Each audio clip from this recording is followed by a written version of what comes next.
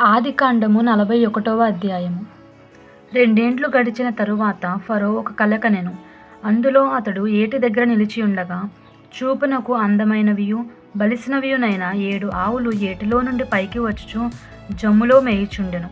వాటి తరువాత చూపునకు వికారమే చిక్కుపోయిన మరి 7 ఆవులు ఏటిలో నుండి పైకి వచ్చుచు ఏటి ఒడ్డున ఆ ఆవుల దగ్గర నిలుచుండెను. అప్పుడు చూపునకు వికారమై చిక్కుపోయిన ఆవులు చూపునకు అందమై బలిసిన ఆవులను తినివేయుచుండెను. అంతలో ఫరో మేలుకొనెను. అతడు నిద్రించి రెండోసారి కలకనెను. అందులో మంచి పుష్టిగల 7 వెన్నులు ఒక్కదంటున పుట్టుచుండెను. మరియు తూర్పుగాలి చేత చెడిపోయిన 7 పీలవెన్నులు వాటి తరువాత మొలిచెను. అప్పుడు నిండైన పుష్టిగల ఆ 7 వెన్నులను ఆ పీలవెన్నులు మృంగివేశెను. అంతలో ఫరో మేలుకొని అది కల అని గ్రహించెను. తెల్లవారినప్పుడు అతని మనస్సు కలవరపడెను గనుక అతడు ఐగుప్తు శకునగాండ్రనందరినీ అక్కడి విద్వాంసులనందరినీ పిలువనంపి ఫరో తన కలలను వివరించి వారితో చెప్పెను. గాని ఫరోకు వాటి భావము తెలుపగలవాడెవడనూ లేకపోయెను. అప్పుడు పానదాయకుల అధిపతి, నేడు నా తప్పిదములను జ్ఞాపకం చేసుకొంచున్నాను. ఫరో తన దాసుల మీద కోపగించి నన్నును భక్ష్యకారుల అధిపతిని మా ఉభయులను రాజ సంరక్షక సేనాధిపతి ఇంట కావిలో ఉంచెను. ఒక రాత్రి నేను అతడు మేమిద్దరము కలలు కంటిమి. ఒక్కొక్కడు వేరువేరు భావములు కలగనెను. కలలు చెరియొకటి కంటిమి. అక్కడ రాజ సంరక్షక సేనాధిపతికి దాసుడై ఉండిన ఒక హెబ్రీ పడుచువాడు మాతో కూడా ఉండెను. అతనితో మా కళ్ళను మేము వివరించి చెప్పినప్పుడు అతడు వాటి భావమును మాకు తెలిపెను. ఒక్కొక్కని కల చొప్పున దాని భావమును తెలిపెను. అతడు మాకు ఏ భావము తెలిపెనో ఆయా భావముల చొప్పున జరిగెను. నా ఉద్యోగము నాకు మరలా ఇప్పించి భక్ష్యకారుని వ్రేలాడదీయించినని ఫరోతో చెప్పగా ఫరో యోసేపును పిలువనంపెను. కాబట్టి చెరసాలలో నుండి అతని త్వరగా రప్పించిరి. అతడు క్షౌరము చేయించుకొని మంచి బట్టలు కట్టుకుని ఫరో యొద్దకు వచ్చెను. ఫరో యోసేపుతో, నేను ఒక కల కంటిని, దాని భావమును తెలుపగల వారెవరనూ లేరు. నీవు కలను విన్న ఎడల దాని భావమును తెలుపగలవని నిన్ను గూర్చి వింటునని అతనితో చెప్పినందుకు యోసేపు, నా వలన కాదు, దేవుడే ఫరోకు క్షేమకరమైన ఉత్తరం ఇచ్చినని ఫరోతో చెప్పెను. అందుకు ఫరో, నా కలలో నేను ఏటి ఒడ్డున నిలుచుంటిని. బలిసినవియు చూపునకు అందమైనవియునైన 7 ఆవులు ఏటిలో నుండి పైకి వచ్చి జమ్ములో మేయుచుండెను. మరియు నీరసమే బహు వికార రూపము కలిగి చిక్కుపోయిన మరి 7 ఆవులు వాటి తరువాత పైకి వచ్చెను. వీటి అంత వికారమైనవి ఐగుప్తు దేశమందు ఎక్కడనూ నాకు కనబడలేదు. చిక్కుపోయి వికారముగానున్న ఆవులు బలిసిన మొదటి 7 ఆవులను తినివేశను. అవి వాటి కడుపులో పడెను గాని అవి కడుపులో పడినట్టు కనబడలేదు. మొదట ఉండినట్లు అవి చూపునకు వికారముగా నుండెను. అంతలో నేను మేలుకొంటిని. మరియు నా కలలో నేను చూడగా పుష్టిగల 7 మంచి వెన్నులు ఒకదంటున పుట్టెను. మరియు తూర్పుగాలి చేత చెదిరిపోయి ఎండిన 7 పీలవెన్నులు వాటి తరువాత మొలిచెను. ఈ పీలవెన్నులు ఆ మంచి వెన్నులను మృంగివేశెను. ఈ కలను జ్ఞానులకు తెలియజెప్పి తిని గాని దాని భావమును తెలుపగల వారెవరనూ లేరని అతనితో చెప్పెను.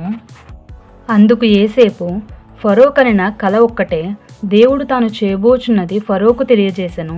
ఆ 7 మంచి ఆవులు 7 సంవత్సరములు, ఆ 7 మంచి వెన్నులను 7 సంవత్సరములు. కల ఒక్కటే. వాటి తరువాత చిక్కిపోయి వికారమే పైకి వచ్చిన 7 ఆవులను 7 సంవత్సరములు. తూర్పు గాలి చేత చెడిపోయిన 7 పీలవెన్నులు, కరువుగల 7 సంవత్సరములు. నేను ఫరోతో చెప్పు మాట ఇదే, దేవుడు తాను చేయబోచున్నది ఫరోకు చూపించెను. ఇదిగో ఐగుప్తు దేశం అన్నంతటను బహు సమృద్ధిగా పంట పండు 7 సంవత్సరములు వచ్చుచున్నవి. మరియు కరువుగల 7 సంవత్సరములు వాటి తరువాత వచ్చును. అప్పుడు ఐగుప్తు దేశమందు ఆ పంట సమృద్ధి యావత్తును మరువబడును. ఆ కరువు దేశమును పాడు చేయును. దాని తరువాత కలుగు కరువు చేత దేశమందు ఆ పంట సమృద్ధి తెలియబడకపోవును. ఆ కరువు మిక్కిలి భారముగా నుండును. ఈ కార్యము దేవుని వల్ల నిర్ణయింపబడి ఉన్నది. ఇది దేవుడు శీఘ్రముగా జరిగించును. అందుచేతనే ఆ కల ఫరోకు రెట్టింపబడెను. కాబట్టి ఫరో వివేక జ్ఞానములు గల ఒక మనుషుని చూచుకొని ఐగుప్తు దేశం మీద అతన్ని నియమింపవలెను. ఫరో అట్లు చేసి ఈ దేశము పైన అధిపతులను నియమించి సమృద్ధిగా పంట పండు 7 సంవత్సరములలో ఐగుప్తు దేశం అన్నంతటను 5వ భాగము తీసుకొనవలెను. రాబో ఈ మంచి సంవత్సరములలో దొరుకు ఆహారం అంతయు సమకూర్చి ఆ ధాన్యము ఫరో చేతికి అప్పగించి ఆయా పట్టణములలో ఆహారమునకే భద్రము చేయవలెను. కరువు చేత ఈ దేశము నశించిపోకుండా ఆ ఆహారం ఐగుప్తు దేశంలో రాబో కరువు సంవత్సరములు 7 ఈ దేశమందు సంగ్రహముగా నుండునని ఫరోతో చెప్పెను. ఆ మాట ఫరో దృష్టికి అతని సమస్త సేవకుల దృష్టికి యుక్తమై ఉండెను గనుక అతడు తన సేవకులను చూచి, ఇతని వలె దేవుని ఆత్మగల మనుషుని కనుగొనగలమా అని అనెను. మరియు ఫరో, దేవుడు ఇదంతయు నీకు తెలియపరచెను గనుక నీ వలె వివేక జ్ఞానములు గల వారెవరునూ లేరు. నీవు నా ఇంటికి అధికారివై ఉండవలెను. నా ప్రజలందరూ నీకు విధేయులై ఉందురు. సింహాసన విషయంలో మాత్రమే నేను నీకంటే పైవాడనై ఉందునని యోసేపుతో చెప్పెను. మరియు ఫరో, చూడు, మా ఐగుప్తు దేశం అంతటి మీద నిన్ను నియమించి ఉన్నానని యోసేపుతో చెప్పెను. మరియు ఫరో తన చేతినున్న తన ఉంగరము తీసి యోసేపు చేతిని పెట్టి సన్నపు నార బట్టలు అతనికి తొడిగించి అతని మెడకు బంగారు గొలుసు వేసి తన రెండో రథం మీద అతని ఎక్కించెను. అప్పుడు వందనము చేయడని అతని ముందర జనులు కేకలు వేసిరి. అట్లు ఐగుప్తు దేశం అంతటి మీద అతని నియమించెను. మరియు ఫరో యోసేపుతో, ఫరోను నేనే, అయినను నీ సెలవు లేక ఐగుప్తు దేశం అన్నంతటను ఏ మనుషుడును తన చేతినైనను కాలినైనను ఎత్తకూడదని చెప్పెను.